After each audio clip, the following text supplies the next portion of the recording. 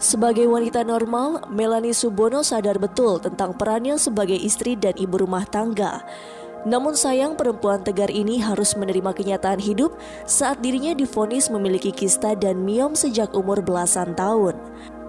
Putri dari promotor musik Adri Subono ini kabarnya harus mengalami pendarahan selama 17 tahun. Melanie pun kini kabarnya harus menjalani menopause meskipun usianya masih dalam usia produksi.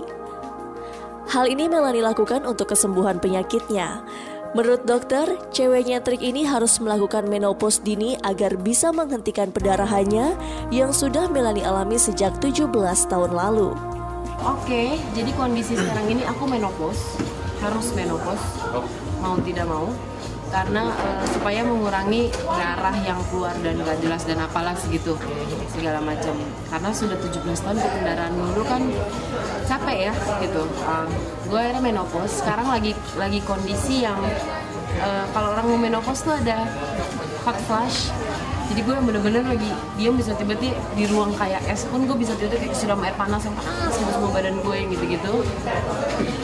Susahnya diobatin karena kalau orang udah hidup dengan belasan tahun dengan itu, dan gue kan asupan obat hormon, radiasi ini segala macam kan non-stop, which is gue udah mulai ngerasa badan gue udah mulai jengah nih gitu. Kalau gue diobatin dengan cara kemarin lagi, udah pasti gue selnya akan jadi kanker payudara, itu udah pasti. Karena kasarnya gue nih orang yang udah bener-bener jurang nih, udah jatuh tapi belum jabrak lah ke bawah.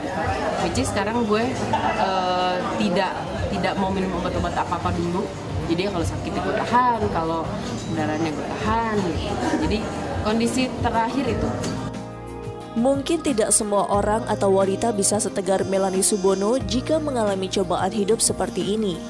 Namun dengan semangat hidupnya, Melanie terus berusaha menerima semua itu dengan lapang dada.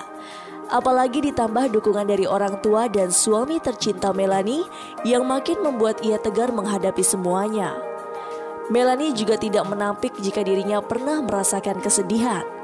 Apalagi jika sudah mengingat masalah keturunan yang belum tentu bisa Melanie berikan mengingat keadaannya saat ini.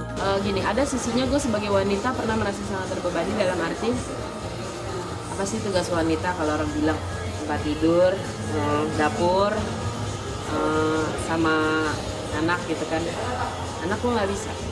Kalau lagi operasi berbulan-bulan gue kan anak boro-boro dapur masak, berdiri ngambilin, nggak bisa. Layanin suami secara fisik emang berbulan-bulan gitu kendaraan nggak bisa ngapa-ngapain. Iya, itu sebagai perempuan suka yang shit, terus gue apa ya gitu. Iya, itu momen-momennya gue bisa yang hancur-hancuran banget tuh, yang mewek, yang sedih gitu. Cuman itu sekarang bisa bikin apa? Beneran gue sekarang nanya baliknya gitu kan. Terus bisa bikin apa? Satu hal yang gue suka dari orang-orang deket gue adalah mereka tidak pernah treat gue sebagai penyakitan, ngerti nggak maksudnya? Nggak yang sakit sih tiduran, enggak. Mereka menganggap itu tidak ada. Kalau ada apa-apa baru yang sakit, kenapa baru? Balik lagi psikologis itu tadi gitu. Kalau mereka mungkin juga yang gitu sian gitu, yang bertonton nangis, mungkin gue juga tidak akan sesehat atau nyampe ke pola pikir ini gitu.